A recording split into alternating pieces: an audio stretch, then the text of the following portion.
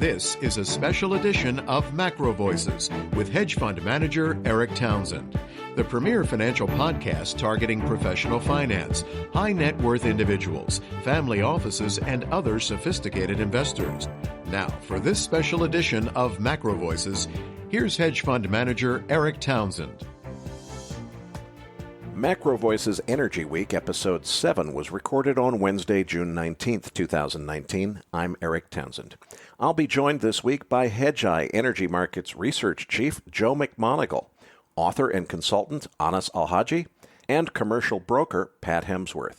Our topics this week include the attacks on oil tankers in the Gulf, the upcoming OPEC meeting, resumption of trade talks between the U.S. and China, the G20 and Fed policy, and the outlook for 2020 and beyond, and the bearish perspective in the IEA forecast. But first, let's dive right into this week's EIA inventory and production data. Crude oil drawing down 3.1 million barrels nationally and ending a streak of builds over the last several weeks. But Cushing, Oklahoma, still building this week, 643,000 barrels. So not as big of a build as we've seen for the last couple of weeks, but a build just the same. Gasoline building 147,000 barrels, distillates drawing down 551,000 barrels. The tape action was a pop-up initially to range resistance, right around the 5-week moving average at 54.65 on the August WTI contract. After testing that number on the inventory data, there was a pretty quick retracement back down almost to the same numbers that we saw before the data came out, and then a slow, gradual rise back up, accelerating after the pit close, and eventually around 4 p.m. moving above that 54.65 level just very briefly. U.S. production ticked down 100,000 barrels to 12.2 million barrels. Not quite reason for concern yet, but a lot of analysts have predicted, based on declining rig counts, that we would eventually see a drop-off on U.S. shale production in particular. So we need to keep a close eye on this 12.2 number. If it drops back below 12 million barrels, I might start to get concerned that we are seeing that trend reversal so many people have anticipated. Imports, 7.4 million barrels per day last week. Exports moving up to a massive 3.4 million barrels. That's 24 million barrels on the week exported in terms of U.S. oil, leaving that 3.1 million barrel drawdown after those 24 million barrels were exported. Now let's meet this week's expert panel. Dr. Anas Alhajji is an author, keynote speaker, and energy markets expert. He was formerly the chief economist for NGP Energy Capital Management and also taught energy economics at the University of Oklahoma and Colorado School of Mines. Anas, what impact have the oil tanker attacks had on instability in the Gulf, and what are the implications for the future of the oil market? Will these events lead to major changes in the industry? Yes, they do, but first let me kind of set up for the discussion. President Trump visited Japan and asked Shinzo Abe, that was 3 weeks ago, he asked Shinzo Abe, the Prime Minister of Japan, to go to Tehran to mediate between his administration and the Iranian regime on the hope to have direct dialogue between the two countries. While Abe was in Tehran, the attacks on the two ships took place. One carrying naphtha going to Japan, and the other one carrying methanol. Although it's not going to Japan, it was owned by a Japanese company. So the timing and the targets cannot be a coincidence. That means someone wants to derail Abe's efforts. Someone who wants to make sure negotiations between the U.S. and Iran will not happen. While there is a list of possible suspects, it is clear that the IRG, the Iranian Revolutionary Guard, which is, by the way, it's not part of the government. So it's part of the regime, but it's not part of the government, tops the list. They will do whatever to derail such negotiations. It is clear that the Iranian government is under a lot of political and economic pressure, while the IRG and the Supreme Leader are not. The attacks and whatever might follow, such as continued attacks on tankers, airstrikes against Iranian targets, or even a war, is against the interests of the countries around the Gulf. Let's take Saudi Arabia, for example. Saudi Arabia, to some extent, the United Arab Emirates, established themselves as reliable and dependable suppliers of energy. Any attacks or disruptions in the Gulf or the Hormuz Strait caused by anyone harm the strategic objective of those two countries. With instability in the Middle East, and this is to answer your question directly, we will hear calls by politicians and policymakers in Europe, the United States, and probably Asia to reduce dependence on oil imports from the region. This is not good for Saudi Arabia and its allies. We will see politicians and policymakers in Europe, the United States, and Asia, probably even Africa, calling for eliminating dependence on oil altogether, something the Saudis do not want to see. We have enough evidence in the last 50 years to prove these points. It is clear that most oilers are aware of these issues, and this might force a mild response from Saudi Arabia or the UAE. So we may not see a strong response. Whatever response is going to be extremely mild for fear that this is going to derail their market share in the future. Continued attacks in the Gulf will change one more time crude and trade patterns, because we've seen those changes in the past. We will also see Saudi Arabia and its allies in the Gulf building more pipelines to circumvent the Hormuz Strait.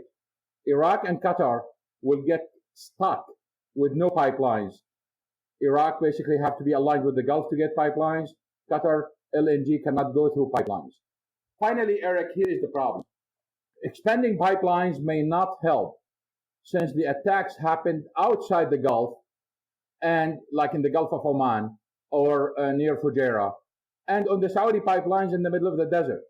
So the reputational damage already happened and might get larger in the future, despite the incredible efforts by those governments to ensure reliable supplies to the world. The bottom line is, continued instability means consuming countries will lower imports from the Gulf, will give another reason to lower dependence on oil, and will change the patterns of trade in oil and other products. Thanks for your perspective on that, Anas. I wanted to start with you because this topic has obviously got everyone's attention. We'll come back to it again as our first discussion topic with the rest of the panel. But first, let's meet the rest of the panel. Pat Hemsworth is a commercial broker with Paragon Global Markets, and her decades of experience in both the paper and physical markets give her tremendous insight into the dependencies that exist between markets. And Pat, that's exactly what I want to talk about, is those dependencies. The market is in a tug of war between macroeconomic factors, which so far have been a negative influence on oil prices, and growing geopolitical risk in the Gulf, which, needless to say, creates upward pressure on prices. But under the surface of flat price crude movement, we've had major shifts in crude forward curves and product markets, as well as major shifts in fund positioning. Pat, what are your comments about these recent developments? Just to start out with like a segue from Anas's comment, just reviewing what we've seen over the last few weeks, we absolutely collapsed initially with the S&P, but this was on the threats of more tariffs, the stalling of the Chinese trade talks, as well as the threats of Mexican tariffs. And so with the S&P, the oil market collapsed and from top to bottom went $14. And before, this is really in the course of 3 weeks. So what we have seen since then is a major shift in spread relationships, exposure of hedge funds, and also we're coming out of the turnaround season in the United States and also in Asia and in Europe. And so, we're starting to see that shift in the United States. For instance, today we saw that the runs were up by 0.7%. And so we're starting to get close to where, to a normal level for this time of year. But what we've seen since the drop in the market is a major shift in the exposure of hedge funds. We've had an almost 80,000, this is just WTI in 2 weeks, and 80,000 lot liquidation of long positions by funds. We also saw the same thing with gas oil. We saw the same thing, just last week, gas oil in London was down 40,000. As far as RBOB, we're down somewhat.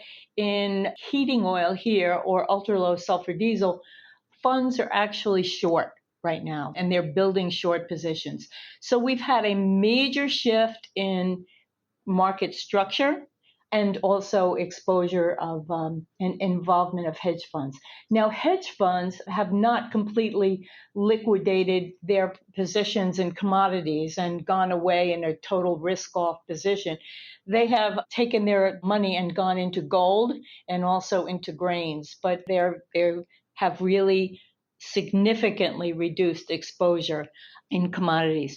We've also seen a major shift in the Brent market, the front month Brent market. The spread between, first it was July, August, and then July went off the board, and we continued to get very, very strong movement in those spreads, a very, very strong backwardation. In fact, last week we traded to $1.49 at a high in August, September, and that was due to multiple planned and unplanned outages in North Sea production, as well as the chaos created by the contamination of Russian Urals. But gradually, that situation has been mitigated, and the production in the North Sea is gradually coming back. And so we're seeing those spreads come in. Today we came in, I believe we closed somewhere around 74 after being at 149 last week. So we're getting a shift there. We were in backwardation in gas oil. That now is in a contango. And we're seeing also in the United States, we're seeing change in the spreads also as we come back from turnarounds. The gasoline report today was pretty bullish. Well, friendly, let's put it that way. Demand showed 9.98 million barrels a day of gasoline consumption, which is pretty good. So we recovered somewhat, but since we started to come back, say July gasoline cracks went down to $18 this morning and then rallied $1 on the report today. So what we're seeing anyways is a change, a shift in exposure of hedge funds. We're seeing a shift in market shape, and we're also seeing a change in the product markets as we come back from turnarounds. Okay, thanks for that, Pat. Let's move on to Joe McMonigle, a former chief of staff at the U.S. Department of Energy and former vice chairman of the International Energy Agency.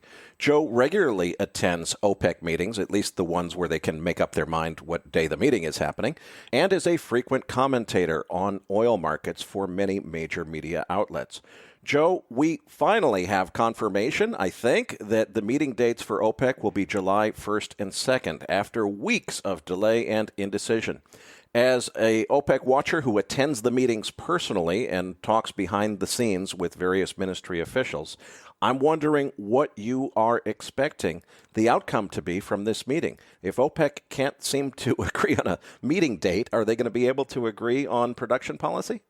Well, thanks, Eric. First, let me say it's a pleasure to be on with my friends Anas and Pat, who I respect their views tremendously. Getting on to your question, I mean, the meeting was supposed to be for actually next week, June 26th and 27th. So in my view, we're not only going to have a rollover of the meeting date, but very likely a rollover of production cuts, which expire on June 30th. I think most of the blame here is going to Iran for the meeting date uncertainty, but it was really Russia that asked to move the meeting a month ago to July 3rd and 4th at the JMMC meeting in Jeddah. The Saudis agreed to move the date mainly because they view Russia's continued cooperation, albeit in my view mostly symbolic, as critical to managing oil markets and for oil market sentiment.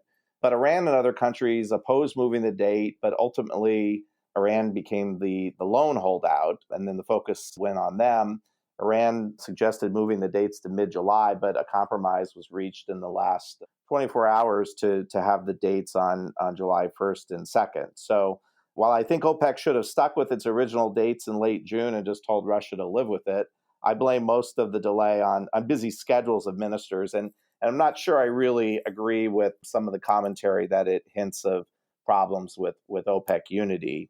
But the meeting dates are really a sideshow. The main show is the production policy decision and outcomes. And here I think there are really only two questions. One is, what will the duration of the cut extension be? And two, will Russia comply?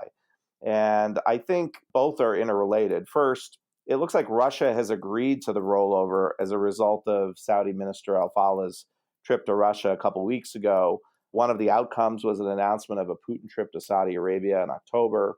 And in my view, I don't think this announcement would have been made unless Russia had agreed in principle to a rollover. And it's important because Russian energy companies don't like these production cuts. And it's also a growing concern, not just for the Russian energy companies, but for increasingly more Russian government officials who view surging U.S. production past Russia as now the world's number one producer as a threat to both energy dominance and also to market share. And so, Putin is kind of a wild card here because he likes the world stage, and that comes with partnering with Saudi Arabia on oil market management. But I think he too is also starting to get concerned about U.S. production and also price impacts on the Russian economy. But at the end of the day, I think there's a tacit agreement between the Saudis and Russians that got Russia to yes on a rollover, and that's that Russia can have sort of a flexible compliance, even more so than has been their history to date. Only recently in May, they complied with the December agreement. And I think, as a lot of people pointed out, that's only because of the problems that they had with the pipeline. The Russian companies really want to hike production. So while I think Russia agrees to a rollover in principle and as a sign of unity and a hat tip to Saudi Arabia, we'll have to watch closely again in terms of compliance in the months ahead. On the question about the length of the cut extension, it's hard to see it going more than 6 months due to Russia's concerns about even extending the cuts now. I certainly think a longer extension would be more bullish for prices, or even as the Algerians sort of floated last week, maybe even deeper cuts. But I think that's hard for the Russians to agree to or go along with. Plus, a 6-month extension coincides with OPEC's regular meeting schedule, every 6 months, and the next meeting would be in early December. So in my view, it's a rollover of the existing deal for another 6 months, and we'll revisit it again at that time. Thanks, Joe. We'll dive into our first discussion topic, the attacks on oil tankers in the Gulf, right after this.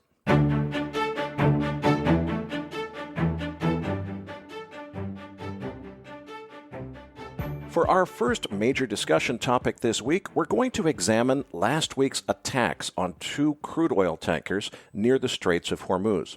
President Trump promptly tweeted that this attack had Iran written all over it. And soon thereafter, U.S. officials declared authoritatively that their investigation had determined conclusively that Iran was to blame for the attacks. But quite a few analysts have observed that Iran would have to be incredibly stupid to provoke a military conflict, while other nations had plenty to gain from such an outcome. So it's crystal clear that these attacks had Iran, quote, written all over them. But who did the writing? Did Iran really do this, or could it have been some sort of false flag event designed to set Iran up to take the fall? And what are the longer-term implications for energy security? We heard Anas's perspective on some aspects of this at the beginning of the show. Let's go to Joe McMonigle next. Joe, how do you see this situation? Did Iran do this, or did somebody set them up? Well, I think this is kind of typical oil market speculation that you see not just in this case, but in other cases. To me, I think it's really surprising to see so many question Iran's involvement in the tanker attacks. Certainly, I take the point it's not in Iran's interest, but that doesn't mean Iran is not behind the attacks, or their acolytes are, or elements of the regime are. I think U.S. intelligence agencies have no doubt about that question.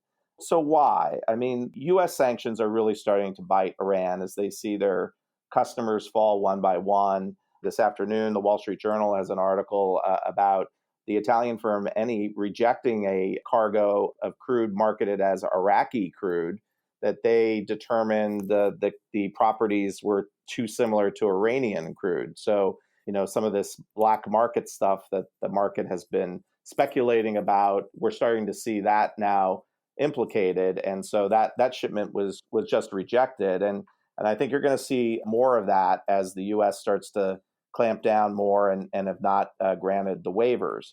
And so I think the Iranians want to start spreading the herd around.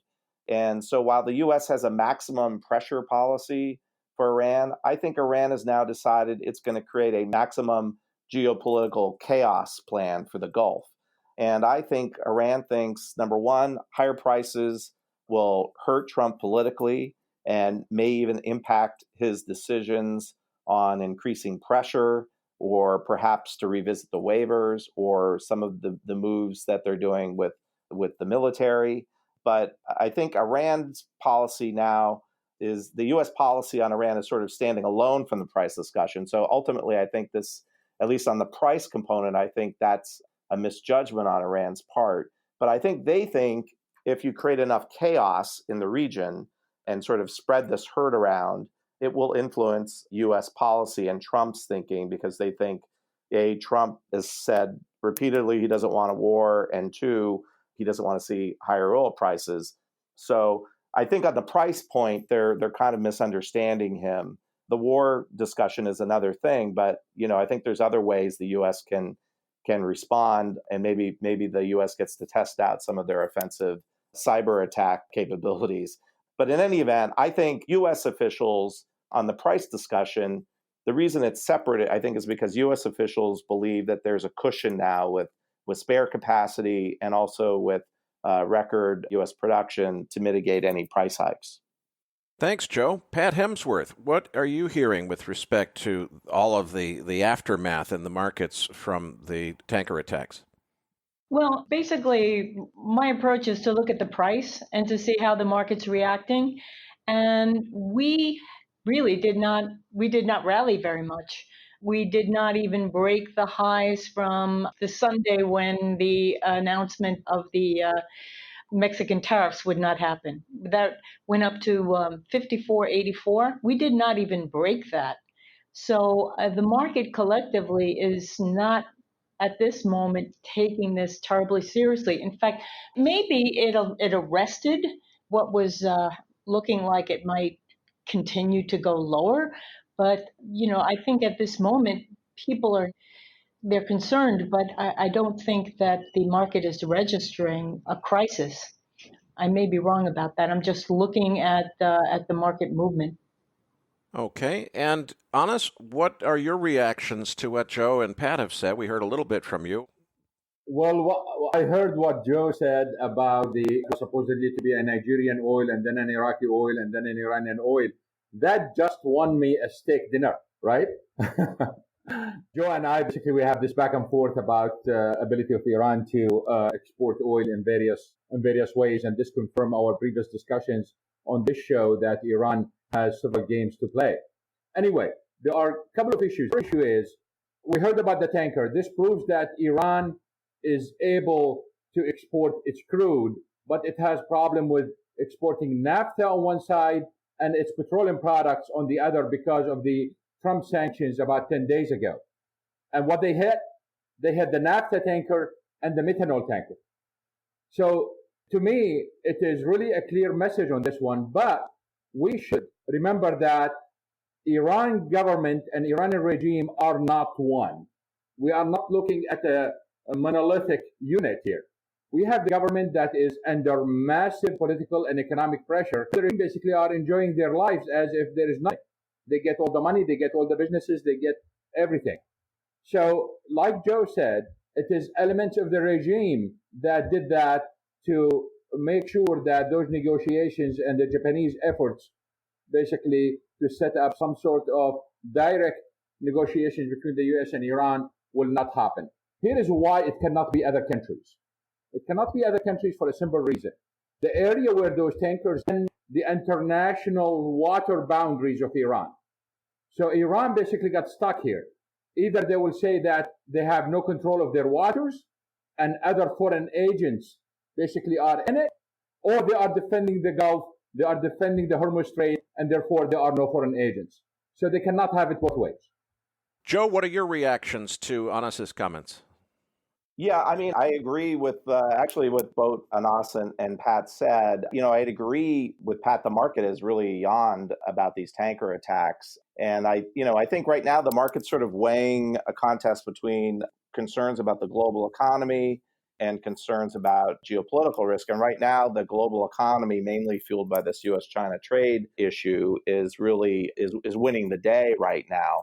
But I think it's a mistake for the market to be, as Pat described in her opening, to be so heavily engaged on the short side, because I think we're going to see political risk continue and increase as we go through the summer and into the fall. I mean, what I just talked about Iran sort of raising the temperature in the region through their own market or maximum geopolitical chaos plan, it alone means that we're going to see more out of Iran. But you've got Venezuela is still standing out there. You've got Libya. We saw this Russian pipeline thing come out of nowhere. You've got the Yemen rockets, into Saudi Arabia.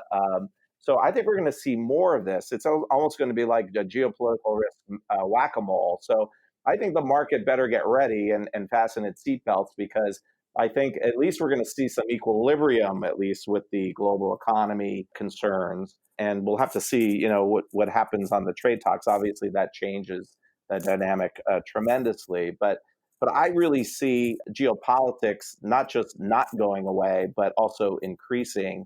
And it's going to be hard, I think, for the market to ignore that going forward. And by the way, those ships are, just so people know, those ships are still burning today. The fires have not gone out. Let's talk about how all of this translates to market price and where it may be headed from here. Because one of the things, I'm just looking at a chart now, and it's really striking to me that the big spike up that we saw in reaction to the news of the tanker attacks coming out is really quite a bit smaller than the spike up that we saw this week in reaction to, I guess it was reaction to resumption of trade talks between U.S. and China, and probably ECB and some anticipation of Fed policy, things that are important but not directly related to the oil market. That's taken us back to the very top of the consolidation range that we've been trading in since the end of May. And if we look at where we are now in price, 54.33 as we're speaking on WTI on Wednesday afternoon, that's just about the same as the high that we saw back on June 3rd, and it's almost as high as that peak that we saw on that gap up open that occurred on June 9th. So we're back up to the top of the range. I don't think we've really seen anything. Today's inventory report was a draw, but it wasn't that big of a draw. And, we've kind of seen, as far as I can see, the world is still a little bit oversupplied with oil. We've got a lot of geopolitical scare in the system. But the fact that the trade talks with China are coming back online seems to me like that's not going to change the fact that the world is oversupplied with oil. Even a military conflict with Iran, Iranian production is not really affecting the market that much, other than the so-called gray market. Do we really have reason for prices to go higher from here, or do you think that the downtrend resumes? Joe McMonigle, let's start with you. What do you think this means in terms of translating all this action to where the market's headed from here? Yeah, I mean, I don't really see it as an oversupply problem. And I mean, I think the fundamentals are actually tight. I think we've seen rising inventories in the EIA data over the recent weeks. And I think that's really mainly attributable to refineries being down for maintenance. Now, normally they'd be down for maintenance, but they're taking a longer time to do that because they don't want to go into maintenance in the fall, because they want to be able to start ramping up full tilt to be producing this low sulfur fuel in preparation for the IMO 2020. So, I mean, look, I've talked to some refiners, and they're actually concerned about all these refiners ramping up at the same time and potentially the price impacts it could have this summer. On the demand side of things, yes, OPEC and IEA and EIA have both come out with these gloomy demand forecasts, or maybe not gloomy, but they've decreased the demand forecast. But all of that is based on the macroeconomic data.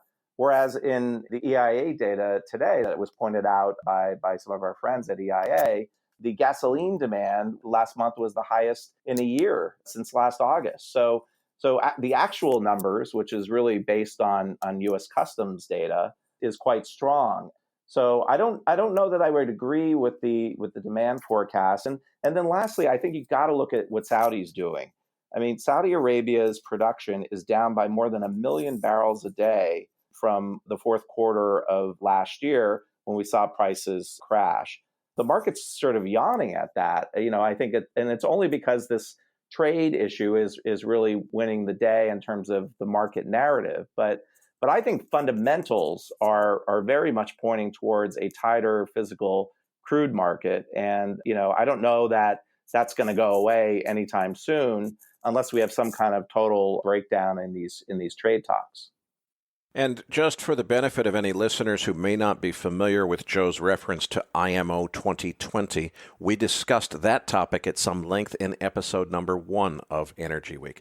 Anas Alhajji, let's get your comments on how all of this geopolitical and inventory and everything else, how does it translate to what comes next for the market?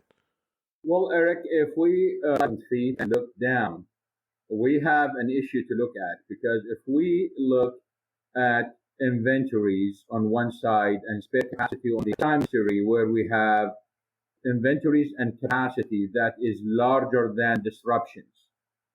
So that tells me that the market is oversupplied, and this is reflected in prices today. You have all this political risk, yet prices did not move. In fact, it went down. When this happened before? It happened in the middle of the 80s. During the Iraq-Iran war, lost over 6 million barrels of oil. Political premium was extremely high. The tension was very high. People were afraid that the war would spread to other countries, yet prices continued to decline day after day until the market collapsed. So this is the second time we are seeing something like this, where the inventories and spare capacity are high enough to compensate for all the political premiums and all the unplanned outages that we have seen on this one. However, on the other side, we have a major issue that happened last week, but people overlooked that, related to the data quality a couple of weeks ago in details for most of the program. And probably I'll just leave it at that, and probably we start the discussion after we hear from others. Pat, do you want to comment on the price direction? Yeah, I mean, I think that the break from the highs, 64.60, the break from that level was really very serious. And it's going to be difficult for the market to significantly rally for a while. And what I'm looking for is the market stabilizing at these levels and then jumping maybe to $57. But then I think, the market will have some difficulty in rallying above that. And, the Fed today announced really kind of cleared the way for lower rates. And I really think that the market is very focused on the macroeconomic picture, and whether or not that's being measured in demand at this moment. I think that the market is really sort of discounting, or has discounted, the fact that we're in a bear market right now. So I mean, sometimes we can get very violent rallies in bear markets. So it's a possibility that we can see that, and so I'm looking at $57 as a kind of key pullback. And as far as the fourth quarter is concerned, the IMO will be serious, and maybe we can stabilize with the $50 level, or maybe even a little bit below, and begin to build a base again. But right now, the market is looking very pressured. Let's move on to our next discussion topic, which is really a potpourri of several different issues. We've got a number of changes that have happened in the last few days. First, the FOMC, the Federal Open Market Committee, which is the U.S. Central Bank's mouthpiece, has told us that they are likely to cut interest rates perhaps at their next meeting, or at least that seems to be the hint. Meanwhile, the rumor is that finally there has been a resumption of trade talks with China. I've heard a few rumors that maybe around the end of the month we might actually see some kind of deal come together. We've got the G20, we've got the FOMC policy, and meanwhile IEA has come out with their 2020 outlook. As we look at all of these developments, so how do we pull all of these things together and develop an outlook for what it all means to energy markets? Pat Hemsworth, let's start with you. Yeah, I think that the factor that's taken the centerpiece is really fears about a recession, a global recession. And yesterday, Draghi, who is the head of the ECB, indicated that he was going to be taking a stimulative approach, monetary approach. And then today, of course, we had Powell clear the way, for as you pointed out, for a rate cut in July. And also the Fed funds markets are discounting at least two additional 25 basis point cuts this year. So, markets are really looking for some help from central banks because bond yields have collapsed and the bond market is inverted. And, so all of the signs, the typical signs of recessionary developments are beginning to show up. And so, therefore, I think that's really what torpedoed prices, probably not any near-term, dramatic oversupply or anything like that, but simply, markets are anticipatory. So it's fear. It's real fear that the markets, that we'll see a severe downturn in economic activity. So, and I think we saw that just in the way the market reacted. So it was the Fed and also the fact that Trump and President Xi will meet in Osaka at the G20 meeting. That was really got a bounce out of the market, more so, as you pointed out earlier, Eric, more so than the developments in the Gulf. So, I really think right now, the centerpiece of market activity is anticipation about what's happening in the macroeconomic environment. And Joe McMonigle, what are your perspectives on all of these different factors that should somehow come together to affect oil markets? I agree completely with what Pat is saying. And also I thought your comment about oil spiking on the news that the meeting would take place between Trump and Xi, I think that's evidence that that's really what's the guidepost that the market is looking to. Look, I don't really follow trade, but I do have close relationships in the administration and contacts. And, I'll share a little. I was at a dinner last week with, it was a small dinner, maybe 10 people, including a former Trump chief of staff. I won't say the name, but, there are only two of them. And also a former Trump economic advisor. And essentially what they both said was, number one, he's very serious about, at the time, this was the Mexican tariffs, where they were saying that he was very serious about the Mexican tariffs and didn't really care about the impacts to the economy. He just thought by principle, that was something that he felt he needed to do. And he was convinced also, by the way, that the Mexicans would capitulate to whatever he was asking them to do. But that's a separate matter. But on the trade topic, though, this economic advisor who recently met with Trump basically said, look, we are seeing signs that the economy is slowing, and was kind of urging Trump to basically cut the best deal he can with the Chinese now and, claim victory, which we know he will do. And then, get reelected, because the economy is really more important to him than the trade tariffs are in terms of his reelection chances. And then in the second term, just, start beating up China again and holding their feet to the fire. And, the guy didn't say that Trump agreed fully, but he definitely was listening and to his advice. So we'll have to wait and see what happens. I don't think next week is being set up to be some big agreement, but I have always felt like it's in the best interest of both China and the U.S. to come to some agreement soon.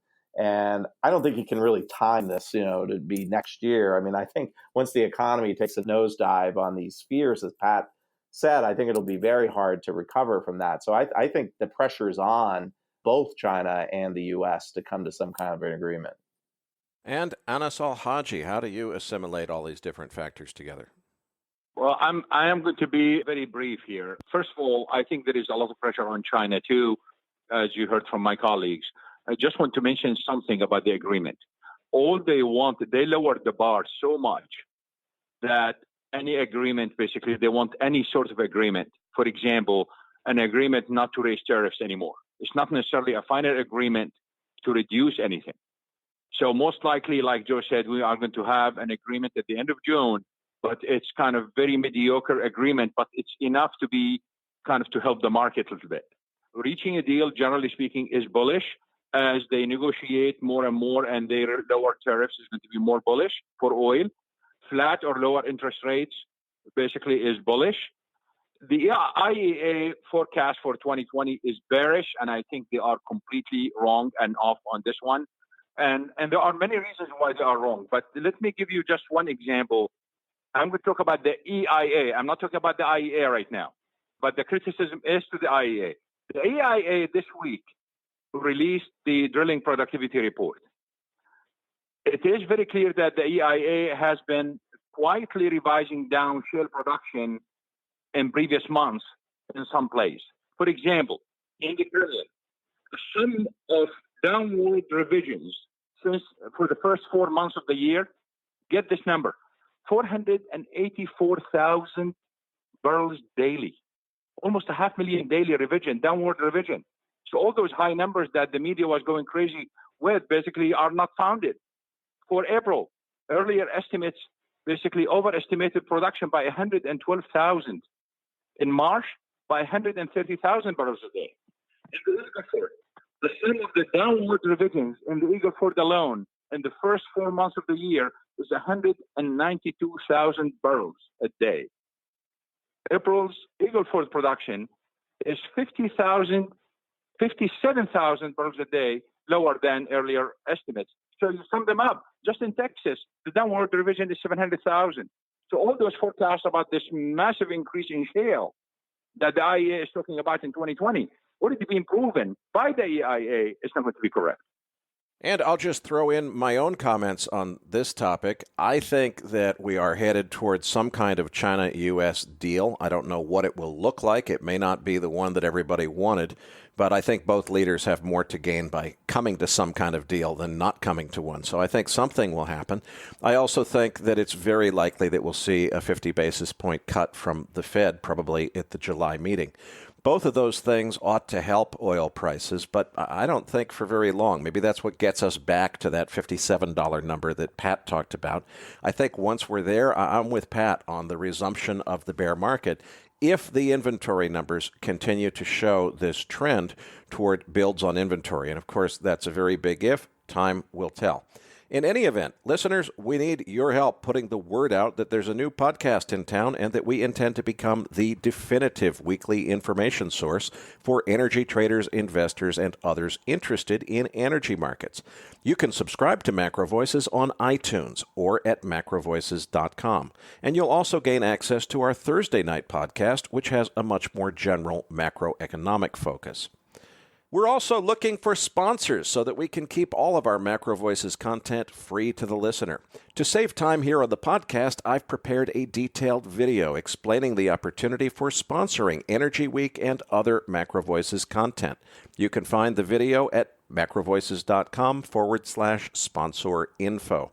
If your company is interested in sponsoring Macro Voices Energy Week or any of our other content, please email me at info@macrovoices.com. Before we close, I want to ask each of our panelists what they're going to be watching for in the week ahead in energy markets. Pat Hemsworth, let's start with you. What will you be looking for in the week ahead?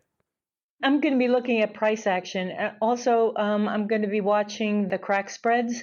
We got a very high gasoline demand number today, 9.98 million barrels a day demand. So we're starting to see the cracks increase. And I'm also watching distillate and distillate prices and spreads.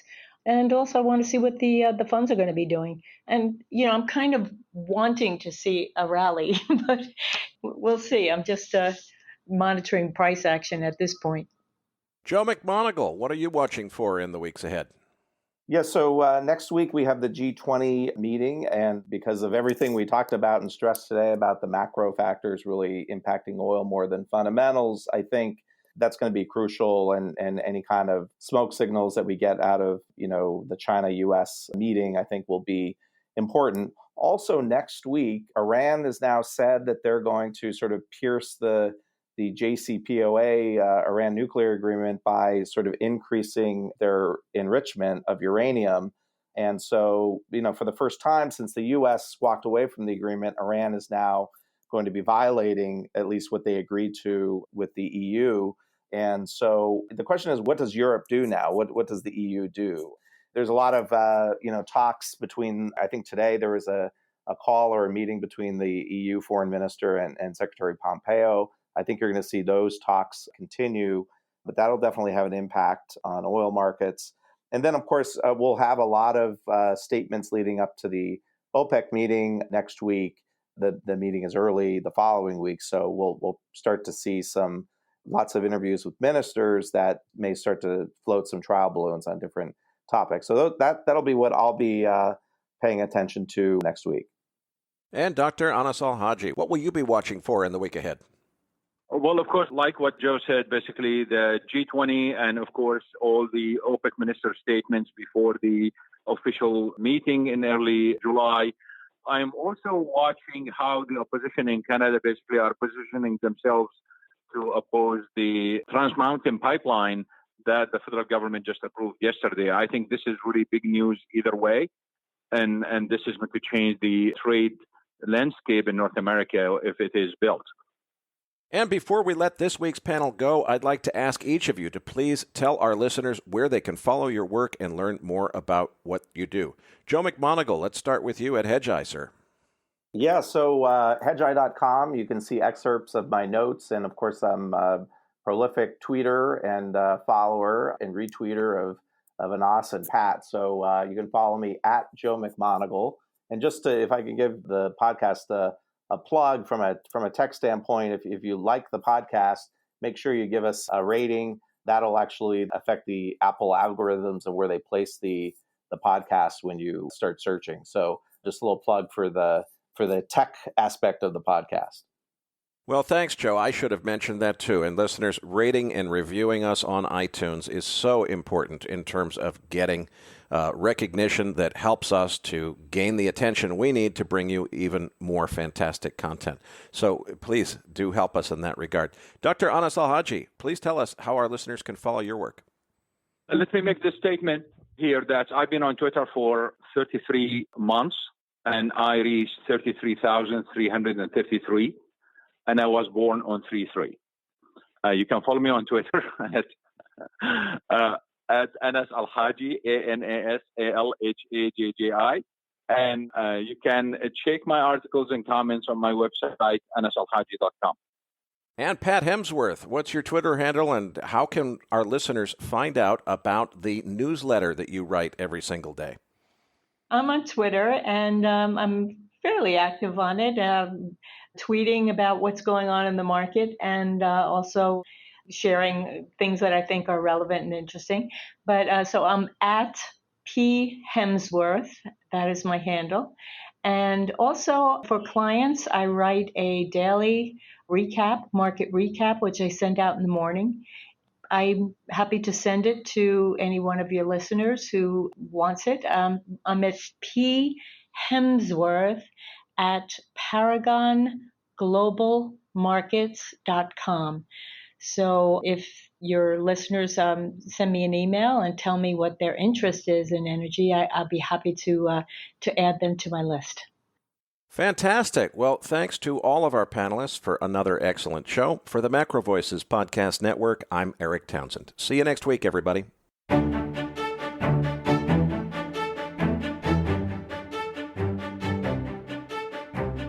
That concludes this edition of Macro Voices. Be sure to tune in each week to hear feature interviews with the brightest minds in finance and macroeconomics. Please register your free account at macrovoices.com. Once registered, you'll receive our free weekly Research Roundup email containing links to supporting documents from our featured guests and the very best free financial content our volunteer research team could find on the internet each week. You'll also gain access to our free research library. And the more registered users we have, the more we'll be able to recruit high-profile feature interview guests for future programs. So please register your free account today at macrovoices.com if you haven't already. You can subscribe to Macro Voices on iTunes to have Macro Voices automatically delivered to your mobile device each week, free of charge. Macro Voices is presented for informational and entertainment purposes only. The information presented on Macro Voices should not be construed as investment advice. Always consult a licensed investment professional before making investment decisions. The views and opinions expressed on Macro Voices are those of the participants and do not necessarily reflect those of the show's hosts or sponsors. Macro Voices, its producers, sponsors, and hosts, Eric Townsend, shall not be liable for losses resulting from investment decisions based on information or viewpoints presented on Macro Voices.